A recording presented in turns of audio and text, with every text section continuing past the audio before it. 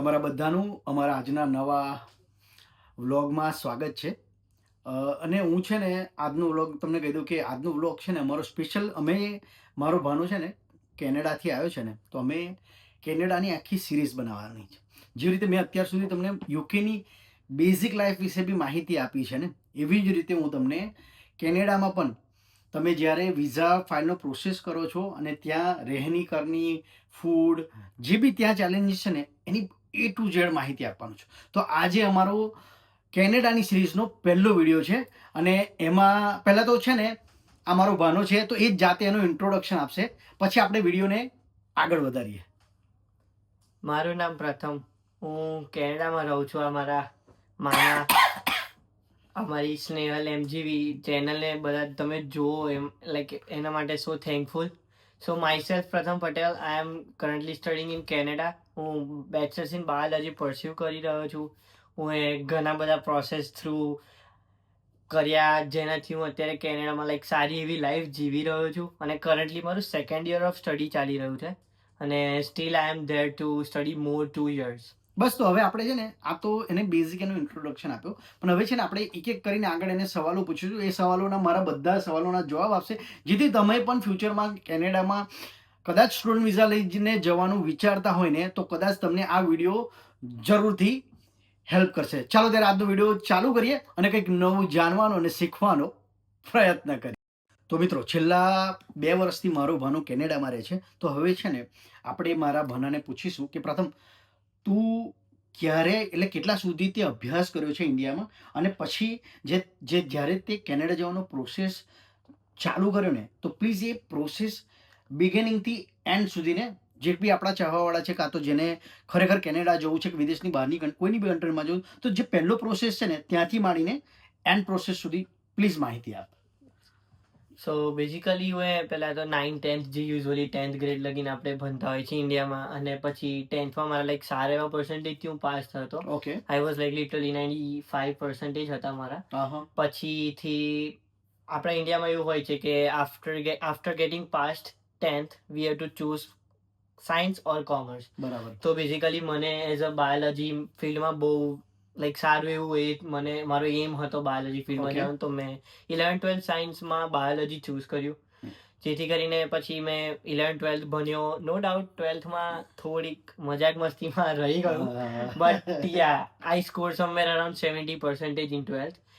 જેવું મારું લાઈક આપણા 12th જ્યારે માર્ચ એપ્રિલ હોય ત્યારે આપણા બોર્ડ એક્ઝામ થતા હોય છે ઇન્ડિયામાં. લાઈક ગુજરાતમાં મોસ્ટ પ્રોબેબલી માર્ચમાં તમારી એક્ઝામ્સ ખતમ થઈ જતી હોય છે. Okay okay. તો જેવી માર્ચમાં એક્ઝામ મારી લાઈક ફિનિશ થઈ, લાઈક હજુ મારું રિઝલ્ટ બી નહોતું આવ્યું, લાઈક 2-3 days થયા હતા ને, અને હું એક કાનન ઇન્ટરનેશનલ કરીને એક છે જગ્યા આપણા ઇમિગ્રેશન ઓફિસ, લાઈક કઈ સિટીમાં? બરોડામાં. Okay okay. So I think જે બહુ બધી અલગ અલગ જગ્યા પર છે, બટ આ બેઝિકલી મેં બરોડાથી એમનાથી ફાઇલિંગ કરાવી છે. તો એમના થ્રુ મેં બધું મળ્યો, પહેલા જાણકારી લીધી, મેં બધા કન્ટ્રીઝ માટે મળ્યો મને. તો મેં કેનેડા ચૂઝ કર્યું મારા રીતે, મારા પ્રમાણે. મેં પછી કેનેડા જવાનું હતું, તો yeah our first step is to give the IELTS. તો મેં એ દિવસથી લાઈક નેક્સ્ટ ડેથી જ મેં મારું બધું મટીરિયલ ગ્રેબ કર્યું એ લોકો પાસેથી, અને નેક્સ્ટ ડેથી સ્ટાર્ટ કરી દીધું. So to crack the IELTS there are different levels of Cambridge.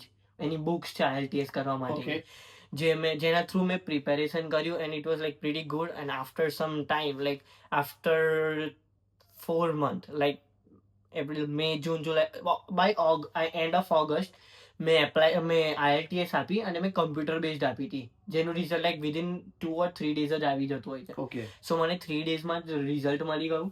અને કેટલા બેન્ડ જોવે એમાં કેનેડા માટે?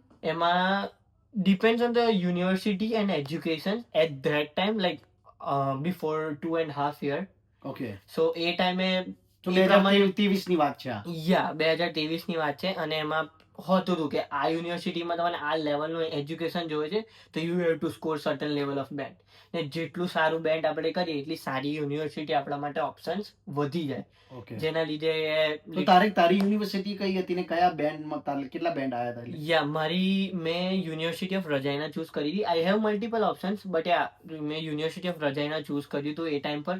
અને ફોર ધેટ મેં જેવા મારા બેન્ડ આયા આઈ ગોટ 6.5 બેન્ડ્સ ઓવરઓલ, અને પછીથી મેં એના બેઝિસ પર મારે ફાઇલિંગ કરવાની હોય છે, જે મેં ફાઇલિંગ પ્રોસેસ સ્ટાર્ટ કર્યો. બટ યા, મેં એ ટાઈમ પર સ્ટુડન્ટ લોન લીધી હતી, જેનાથી મારા પ્રોસેસમાં અને થોડુંક અ બિટ ટાઈમ લાગે, just because taking a loan is not like 2-3 days work, right? It takes a bit time. Okay, તો તે જે પહેલી વાર વિચાર્યું કે મારે કેનેડા જવું છે, બરાબર, તો હમ. ત્યાંથી લઈને તને જ્યારે વિઝા મળી ગઈ કેટલો ટાઈમ જતો રહ્યો તારો?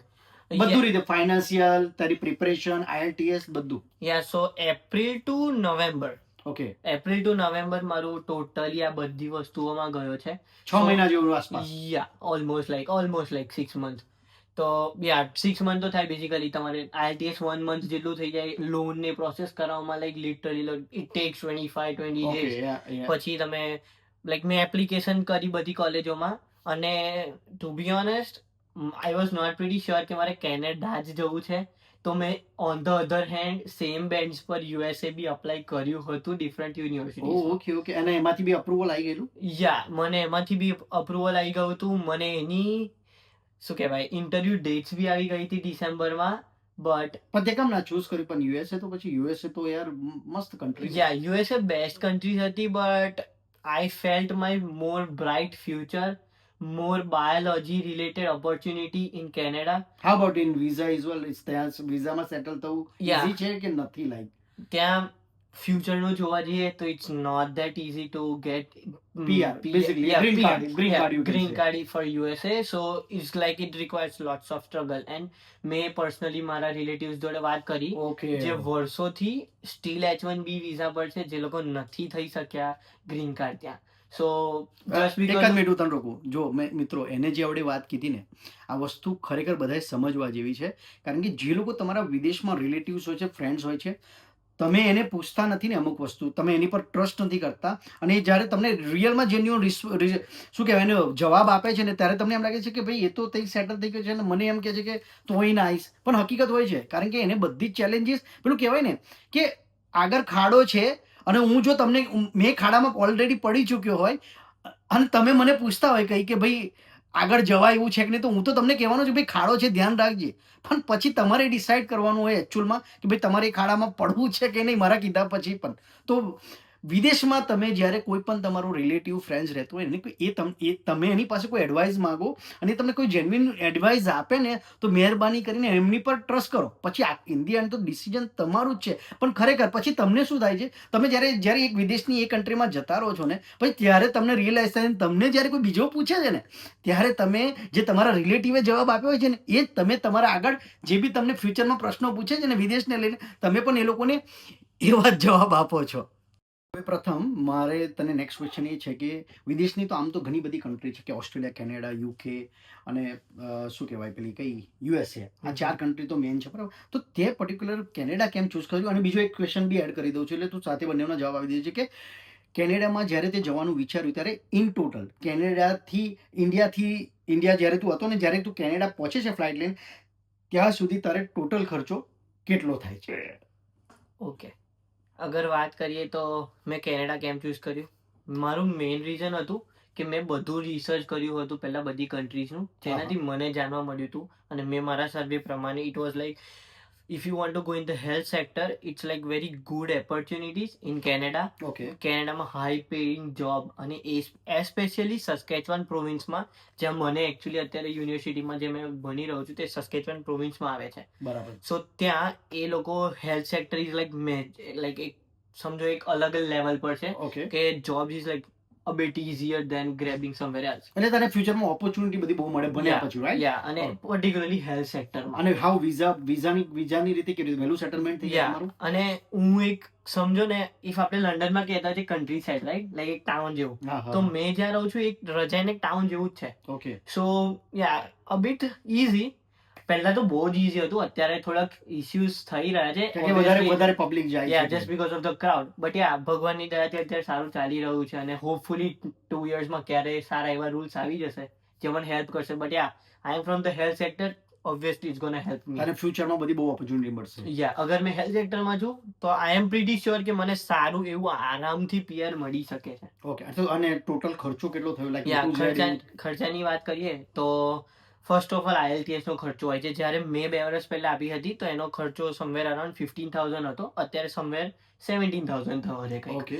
તો એ મેઇન ખર્ચો હોય છે. એના પછી GIC અમે પે કરતા હોય છે, which is basically some amount જે આપણે અહીંયા પહેલાથી પે કરીએ કે ઓકે મારા ખાવા રહેવા પીવાની અમાઉન્ટ છે, ઓકે. જે મને મંથલી બ્રેકડાઉનમાં પેમેન્ટ મળતું હોય છે. એટલે એ લોકો ગવર્મેન્ટ તમને આપે દર મહિને, નોટ ગવર્મેન્ટ બેઝિકલી, તમારા પૈસા તમને આપે. યા આપણે એક બેંકમાં ડિપોઝિટ કરી દેવાના હોય છે. So we have to show the government કે મેં એક એલિજિબલ છોકરો છું, કે મેં મારો ખર્ચો ઉઠાવી શકીશ. હું જોબ કરીશ કે નહીં કરું તો હા, પણ. તો ઓકે, બી તો ઓકે. બી GIC પહેલાથી મેં પે કરું છું. સો મેં હતો ત્યારે એ વખતે તો લાઈક બહુ એવું એટલું એ હતું તો જસ્ટ $10,000 ફી હતી. 2023 માં 2023 Okay. 10,000 જ હતું, જે 6-6.5 લાખ થાય આપણે ઇન્ડિયાના. બટ આફ્ટર 4 મંથ એનું એક્ઝેક્ટલી ડબલ થઈ ગયું હતું, એટલે which is $20,000. $20,000, ઓકે. જેનું લાઈક સમવેર અરાઉન્ડ 13 લાખ જેટલું થાય તો અત્યારે તમારે. બી એટલા જ છે કે વધારે ગયા? અત્યારે એ બી અમાઉન્ટ ઇન્ક્રીઝ થઈ છે અને 22,800 22,800 સમવેર અરાઉન્ડ થઈ છે. સો